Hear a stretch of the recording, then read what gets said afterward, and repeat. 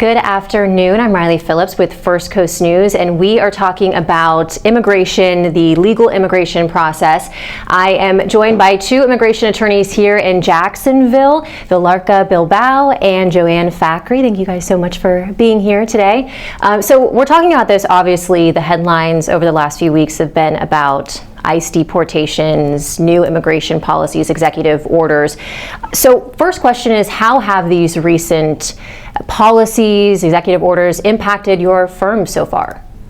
We're seeing a lot more calls coming in of people that are afraid, whether they're even U.S. citizens calling about family members, people that are undocumented, or even people that are going through the process. They want to know what they can do, what their rights are. So we're seeing a lot more calls of that coming in. Yeah, I would say a lot of detention, more than normal, of individuals who don't have criminal histories, who are in the middle of their immigration process, and ICE is detaining them because they are not yet legal permanent residents or not yet U.S. citizens. And so families are worried, families being separated. One of the things that's happening is that the online locator where we find people who are detained hasn't been working. So a person could be detained and you can't find them. You call ICE and they're not giving you the information of where the person's located or where they've transferred them. So it's a bit of chaos, and families are worried and scared. And even individuals with legal status are scared that they could be profiled or potentially jailed or deported. So even people who are going through the legal process of immigration, getting their green cards, their visas, they're afraid that they're at risk of being deported. Yes, and there are people that we're hearing that are going through the process and that have gotten picked up. They may have, for instance, like an order of removal, but they have relief that they can apply for, and they're in the process, and they've gotten picked up and even deported. Oh, wow. So it's not just people that have committed serious crimes. That's not happening. Many of the ones we're hearing about have not committed any crimes, but maybe undocumented. Wow. So the purpose of this conversation is to talk about the process of legally entering the country, and I think a lot of people don't realize just how difficult it is. And we hear a lot of lawmakers throw around the term, people need to do things the right way or stand in line, but I guess what is the right way? Is there even a right way to legally enter the country? That's a loaded term, the right way. So I think some misconceptions in immigration law is that it's like applying for a driver's license. You go down to the DMV, you can stand in line, wait, and you get your green card. And it's far from that. Immigration law is very regulated. There's eligibility requirements, there's numerical limitations. Only a certain number of people may qualify for certain green cards. And there's many people here that don't qualify.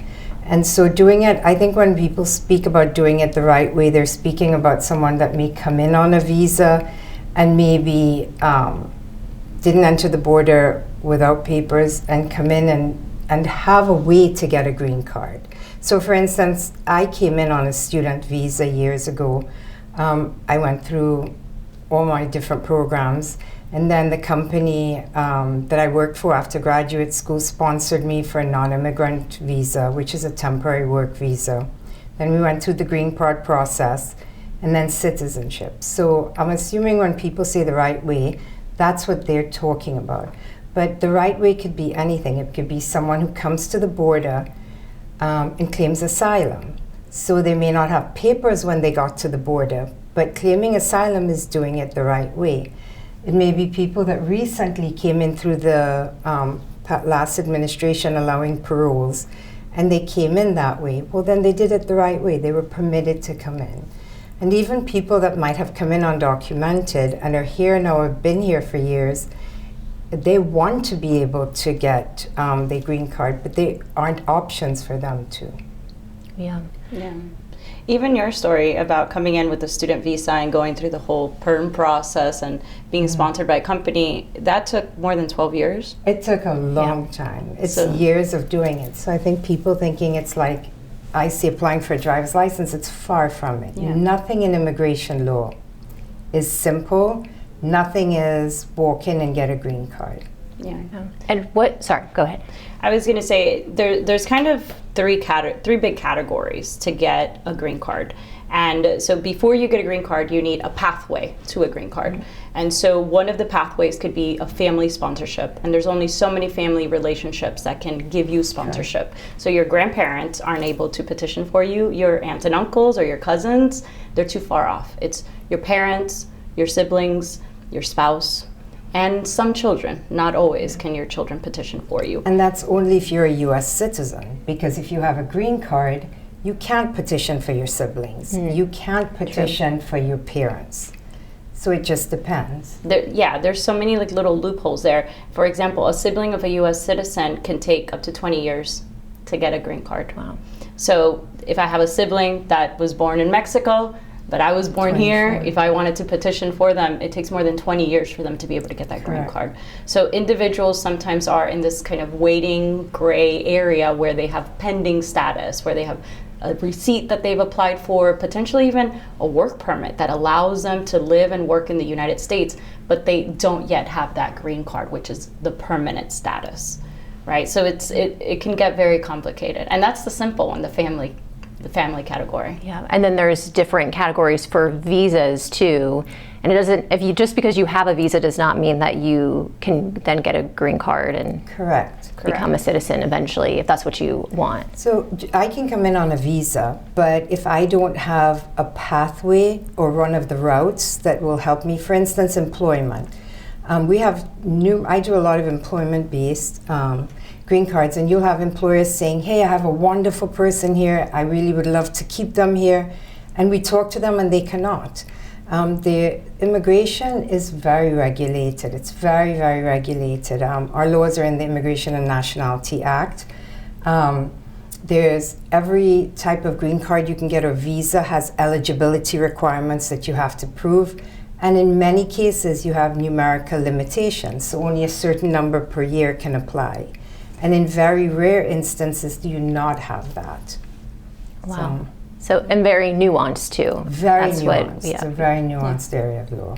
Yeah, for example, some visas allow you to come in and do only certain things. So you might have an athlete who applies for a visa to come in here and to play for a certain team or to play a certain tournament, and that's all they're allowed to do here. Let's say that individual overstays. They now need to find a pathway to get to the green card. That visa that allowed them to enter doesn't necessarily allow them to continue the pathway. And when you have your status expire, that visa, you overstayed now, it gets more complicated because the options that the law gives you are smaller. We don't want to reward people for coming in and overstaying. We want to kind of punish it a little bit. So the options that they have are even more limited. So as people maybe overstay their visa or commit other errors in the United States, maybe now you got caught driving without a driver's license and had an arrest for that, even though it's something minor, now that has an effect and it limits what you're able to get in immigration. So it's extremely complicated. I've never met an immigrant who doesn't want to have their green card. It's so complicated that, I mean, even as attorneys, there's a lot of us who only do one very specific area because if we dabble in too much, it gets too complicated. Oh, I'm sure. Yeah. So you said 20 years. It could take up to 20 years sometimes for someone to get their green card, and then they have their green card. What if they want to become a citizen? How long does that normally take? So I think Mexico is even up to 24 last I checked for a sibling for the green card. So getting to citizenship after you get the green card, in most cases, it's going to take 5 years of being having the green card, but in also meeting eligibility requirements. For instance, being in the U.S. that length of time or a certain amount out of that. Or in some limited cases, 3 years, such as marriage to a citizen, or if you've applied under some other humanitarian way, such as VAWA. But it's either between 3 and 5, and the majority of people, like employment-based and things like that, are 5 years after the green card. Have you all noticed the length of time, the processing time, the length of time to get a green card or a visa? Have you noticed that increase over the last few years? I know COVID did really put a strain on some of these systems, but has it gotten worse or better? I think yes and no. It's gotten worse in some areas, better in some. So Joanne talked about numerical limits. There's certain visas that just have a certain number available each year, like the U visa for victims of crime who cooperate with the police, and law enforcement then certifies them that, yes, you cooperated with us, we want you to be able to stay here. There's 10,000 visas of those per year in all of the United States. Wow. That means 200 people per state if we divide it up equally. I don't know if that's how they divide it up. There's the wait in 2018 used to be around 2 to 3 years. Now it's about 7 years under that category. Wow. So if you are a U visa recipient or a U visa applicant and that's what you're waiting for, you're in line and you're waiting until that. And the government really can't do anything because Congress has a numerical limit. For visas, for T visas, for victims of trafficking, we have the same 10,000 limit. So it gets dicey. Some categories are slower. There are other things that have gone faster. For example, I would say asylum receipts and asylum work permits have been optimized by USCIS, the U.S. Immigration or U.S. Citizenship. And those processes are faster than they were 3 or 4 years ago because it's almost automated, but it just depends so much on the category that you're applying under. And that's the receipts, but to get through the process still takes several years, and it depends how you're filing the process. Are you able to file, for instance, for a green card, or we call it adjustment of status in the U.S., versus if you're doing a family-based or employment, or are you out of the country and having the consular process, which can take significant more time, or you're in immigration removal proceedings and having to do this in front of an immigration judge. And with all the backlogs there, you're finding cases now that are taking several years throughout the country, so it's inundated. I do think in some cases it is taking a lot longer. I'm not sure I would ever tell somebody it's quick. Even something that might look straightforward, and in immigration, even marrying a U.S. citizen, let's say I came in legally or with a visa, I married a U.S. citizen, and we hear that might be the easiest way. There's so many eligibility criteria, not just on the foreign national, but on the petitioner or the person sponsoring, and you have to meet all of those. And let's say it goes smoothly, you're still at a minimum. I think we're now seeing them going back, depending where you live in the U.S., about a year. And if you're married to a citizen and you're outside the country, people are separated for a few years because of the consular processing issue. Step one of that, if you're filing a green card through a U.S. citizen spouse, and I'm emphasizing U.S. citizen spouse because right now if you are the spouse of a permanent resident, there's numerical limitations and there's backlogs, so it's taking a couple of years. But if I'm a U.S. citizen and my spouse is abroad, I cannot file the green card and the petition for alien relative together. It's called an adjustment package. I have to do it in steps. And right now, step one, which is the I-130, is taking, I think last I checked, well over a year, about a year and a half, going on 2 years. Wow. 18 and that's just the beginning of the process. Yes, wow. Before you can get to the consular processing and then to the interview. Okay, and then all of this also costs money.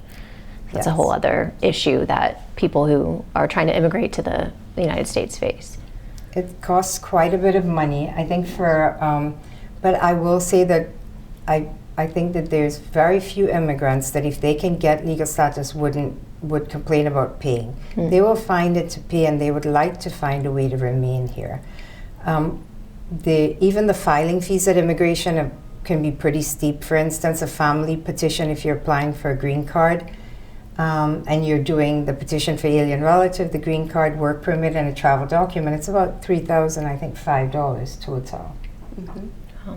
I know we've talked about immigration reform. Why do you believe there is a need for reform?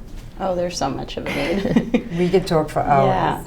Yeah. I think it's that the laws that we have don't reflect the needs of our population.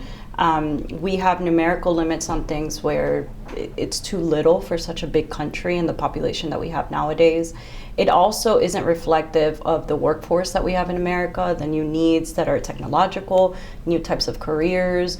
There's individuals who are in countries that have to wait more than 10 years to be able to get a visa, and that's because we have a cap, not only on the visas themselves, but on how many people can enter from a certain country every single year. So all of those things, they're not working for the modern day today America. The other things is that we could do so much better. Some of these laws, are from the 1920s. We were just talking right before getting in here. There's something called the registry, which allowed a person who was here in the United States legally prior to 1972, Yes. Who has no criminal record, who is otherwise has good moral character, they could apply directly for a green card. That registry hasn't been moved since that era. That was extended in '86 the last time. The registry started, I think, in the 20s, I was reading, and it was, the time was extended, I think, 3 or 4 times. And then I think the last time where they started, if you entered in 1972. So think about it, someone would have been here in 1972, and in '86, I believe it was that passed. So 14 years, undocumented, was allowed to self-apply, to self-petition to get a green card. So we say, and some people would argue, well, why are you allowing people that came in here without a visa to get legal status? They're here. They're productive members of society. On the contrary of what we think of people crossing the border, the majority are not criminals. The vast majority, people that are here, fleeing certain issues back home or have family members here they don't want to be separated from. Our immigration system needs the reform to be able to keep family together. A lot of these deportations, separating families, sometimes the primary breadwinner. It's also creating problems in the workforce. Many of the immigrants here own businesses, restaurants, contributing to the economy, taxpayers. So when you remove all these people, you're removing money from the system, you're removing employment, you're separating families, you're creating a lot of mental health issues for US citizen children. So we're not talking about let's reward people, we're saying many people came in, they were permitted to come in, whether they did coming on their own or recently they were permitted to come in, they're here. Rather than spend billions of dollars on mass deportations, building new jails, because I don't see how you're going to house these people in the jails we have right now. We're hearing that those are over max capacity. So rather than spend taxpayers' money on that, why don't we try to legalize productive members of this country, those that have been here 5, 6, 7, 8, 10 years, and give them a path to citizenship. We have many people that have some status here, temporary status like TPS, temporary protective status, or DACA, the deferred action for childhood arrivals. But these are temporary. There's no path to get a green card from that. And they're here, and they're trying. But our immigration system needs reform. So.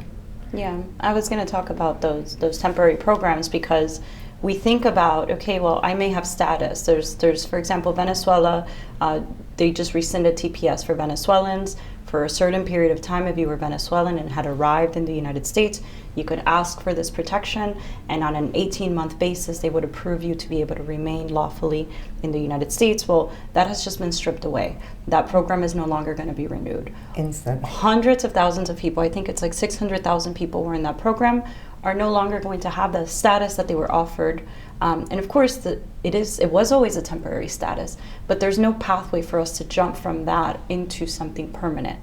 And so that's where our immigration system needs some sort of reform, where we can say, okay, these individuals who are allowed in on these several programs from different presidents, different executive administrations, how can we legalize them and allow them to get to become green card holders and then citizens eventually? And of course, many of them are going to be able to because they didn't commit crimes, right? Mm-hmm. Those who are committing errors here, they'll be kicked out because of the things that they do, right? But most people are here just trying to live a good life, live that American dream that everyone wants to have. And are very productive. I mean, it's not about rewarding people that are here undocumented. It's about what's in the best interest of this country. And the best interest of this country is to keep productive members here. If you remove everyone here, the void is so great that I don't think many of the politicians are viewing that in the capacity that they should. You have U.S. even military members that are serving our country and deserve us to, think about them and how much they've sacrificed. They risk losing family members. So, those are things that we need to think about because we're dealing with this problem now. Should they have been immigration reform before? They were over the years, very minor ones. I think one of the biggest ones was in the 80s. And that was enforcement-based reform. You had a few amnesties that came in, but putting in right now, fast forward where we are right now, our needs are different. The country's needs are different. And there are people, though, who say that it should be difficult to become a U.S. citizen or to get a green card here. I mean, what do you have to say to that? I don't know if those people realize just how difficult it actually is and how we are working with laws that were made, during the 80s and the 90s. I agree it should be difficult, but it is. It's regulated. The eligibility requirements are very stringent. It's not that I go apply, a person offers me a job, I apply and I get it. Absolutely not. If you even just an employer with someone with a degree, just all the eligibility requirements you have to meet by themselves make it difficult. So it's not easy. And I think people that say that don't understand the immigration laws, and that's part of the issue that we face as attorneys, the frustration. Yeah, the other thing is immigrants get judged here twice for every single thing that they do. So an immigrant who, for example, has a DUI and goes before a criminal court and pleads guilty or fights that case, doesn't matter, right?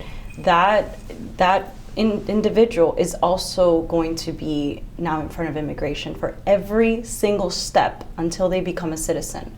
That minor crime or major, whichever it is going to be strictly looked at.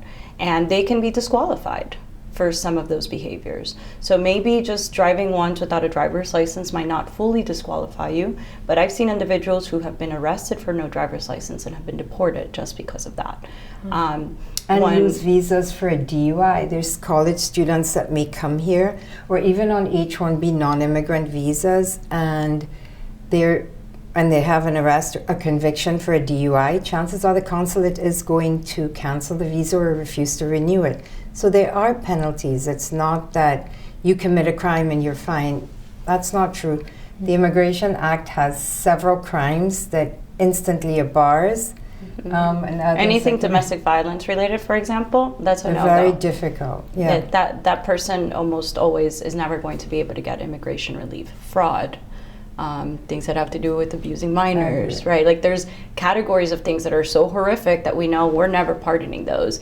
You're not going to be a part of our society in America. So the law already accounts for that. What's happening now is that even very minor things that can happen to anyone are being punished. And then also the fact, we call it in my office driving while Hispanic.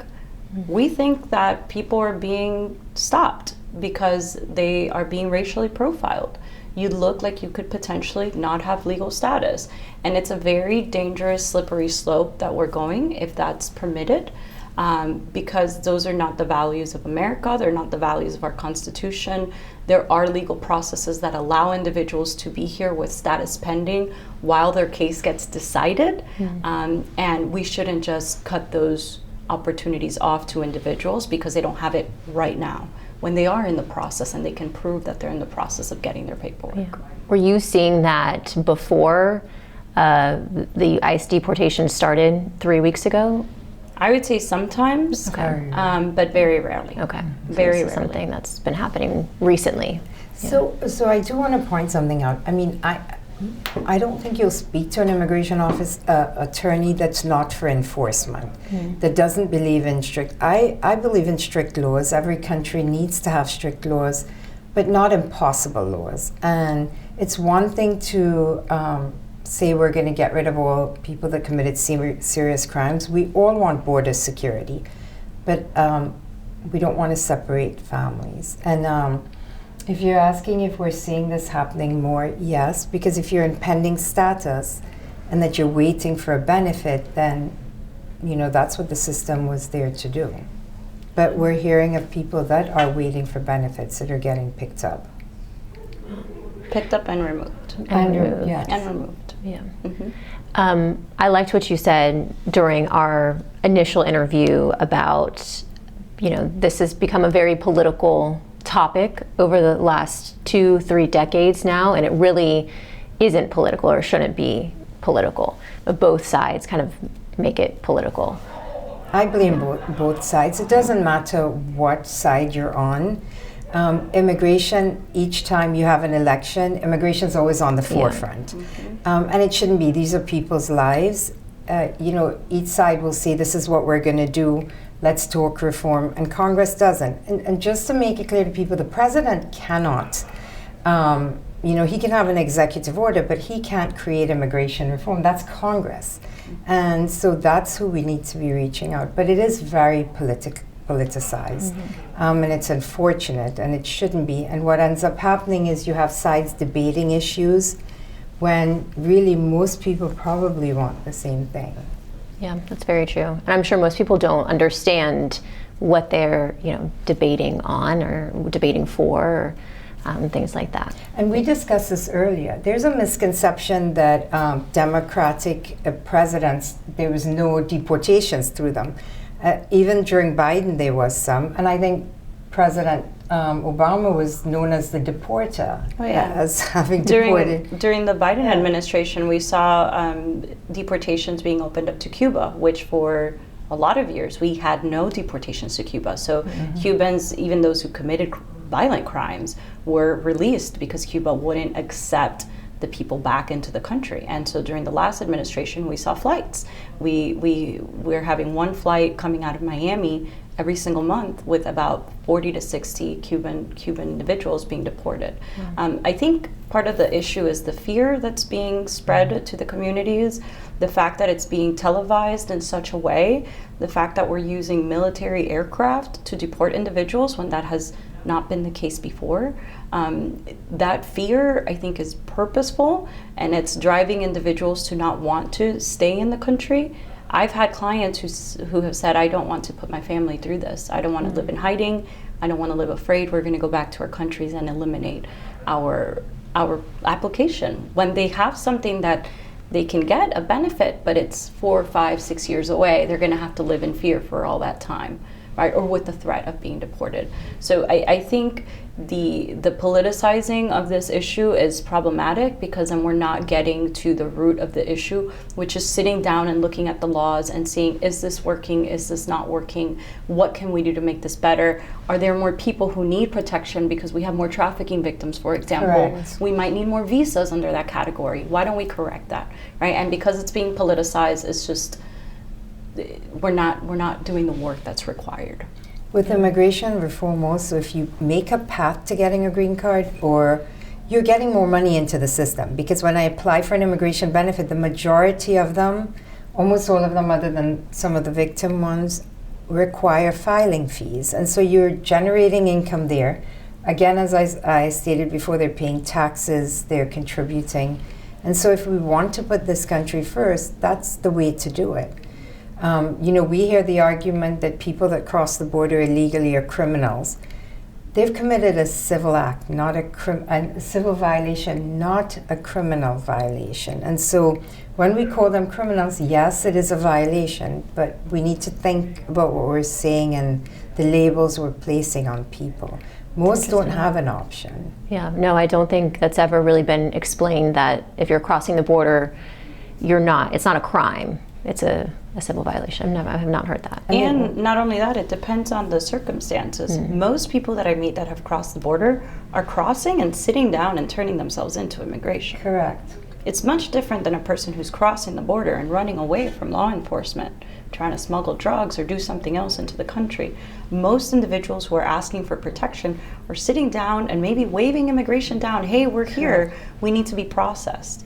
And the reason why they do that is because in the ports of entry, they're not allowed in. And if they stay in those towns, there's too much cartel violence for them to be able to to stay. So the circumstances on how people enter is also very important. Asylum is one of those big topics that we hear so much, but it's good to understand where it comes from. The law of asylum comes from World War II, when Jews were murdered, and Jews were leaving their states, their countries, and going to other places and asking for protections. And those countries didn't have protections for those individuals. The whole idea of asylum is that you are being harmed in your country in some way, and you are knocking on our doors to get protection in the United States. And so when somebody comes in here and requests asylum, not only have we made that a law in the United States, we've also signed international, the Declaration of Human Rights, where it's an international law, the asylum law. We even mimic the same language in Congress of what we wrote in asylum law to what the international law is. So we recognize this inherent human right that an individual who's not from America can come in, knock on our doors, ask for help, and we have a legal process to allow them to ask. Now, whether they win asylum or not is a different story. Winning asylum is one of the most difficult things to do. Is it? Okay. Very because difficult. I would say 90-something% of the cases fail and fall through the cracks. And it's because they create crazy evidentiary burdens that individuals sometimes can't meet. But that's why asylum law was created. So if we decided that we are no longer going to accept asylum seekers, or we are no longer going to allow individuals to apply for asylum on our southern border, it goes against not only our own local law, but also international law that we've agreed to, and that we recognize is an important part of human history. Yeah. And when Valerka mentioned that people are coming here because they're escaping harm, it's a lot more than just saying, "Hey, I'm afraid." You have to be in fear persecution. So it's a very high standard as well, based on 5 different grounds, based on political opinion, race, religion, social group. I mean, so it's not like I can just come in and say, "Hey, somebody hurt me in my country, I'm coming in." And you have to also show that the government or police or whoever couldn't protect you. So there's a lot of different requirements to asylum. It's not just coming and filing. The same as refugees. So asylees and refugees are pretty similar. Refugees go through the process outside and come in and meet those requirements outside. In third countries, they can't obviously be in their country, but they go through extensive interview process. So it's not a very simple process to do asylum. They're often waiting years for refugees. So the idea of a refugee is you left your country, you went to a third country, you applied there for the same asylum law because it's the same standard, it's just you're outside.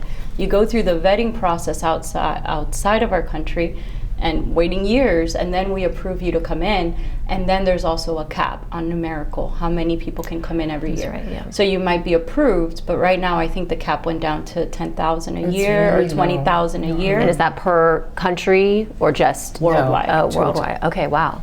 Okay. So you might have been an approved refugee for the United States right now, living in another country, and because that numerical limit has been reached, you can't come into the United States yet, even though you've already proven that you qualify for this. So those are all the things where when we talk about reform, there's all these little points in the law that we can say, we can make this better, we can make that better, right? And that's where it's so important that Congress gets involved in this, and not just a political play in what would be the best for the United States, for our population. How do we allow cities to grow? How do we welcome immigrants so that we have vibrant communities, so that we have good economies? We need that influx of people coming in. Families together. Yeah. We do. Investors, people that open. I have several clients. I do a lot of employment business, and I have several clients that have, or potential clients that have businesses and are employing people, but I can't help them get status, even though they have businesses. And even though they may be eligible because they may be from a country that there is a treaty and they can get an E2 non-immigrant investment visa, but they might have overstayed. And so they have these businesses, they've been here for decades, and or for years, and there's nothing we can do. So why not let them? Yeah, they already have a business Correct. here. Yeah. Yeah. And So- they've been here a while. One concept in immigration is a waiver, which is basically a pardon. Yeah. Like I made this mistake, let's say entering the border without inspection, and now I have a pathway to get there. But before I get there, I need to ask for this waiver. I need to show that I am sorry for what I did. These were the circumstances under which I did. I came in illegally, but here's a waiver for me to remove that. But that's only in certain circumstances. So one of the ways that we could reform immigration is expand the types of waivers that are allowed. What you just mentioned, an individual who would otherwise be able to apply for an investor visa, but made one mistake somewhere, maybe let their visa expire. Right now, there's not a waiver for that.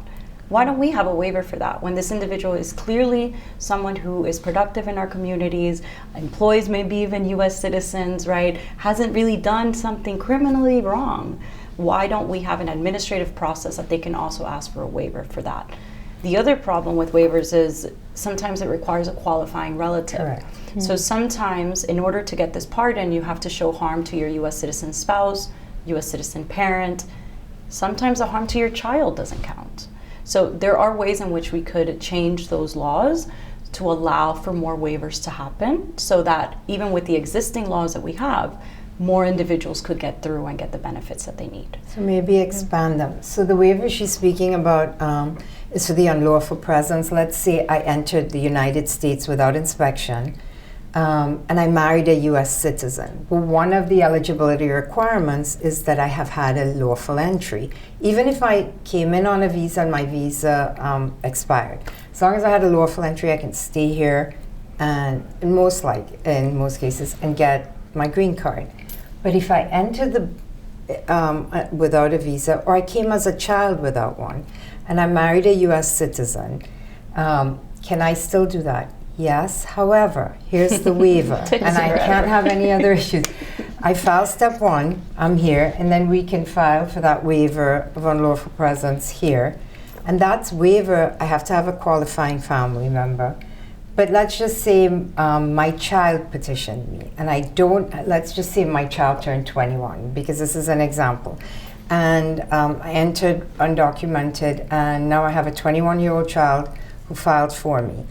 And we got the I-130 step one approved, and now I need this waiver. Well, I don't have a qualifying family, because if I don't have a parent who's a citizen or permanent resident, or a spouse, that child is not a qualifying family. And even if I did have a spouse who's a citizen, the waiver requires one of the eligibilities that I show that the denial of the visa or my being removed would create extreme hardship for that spouse. That's a very, very, very high standard. It's not just that I'm leaving my spouse. Correct. It's not just normal hardship, extreme hardship. Wow. How do you even prove that?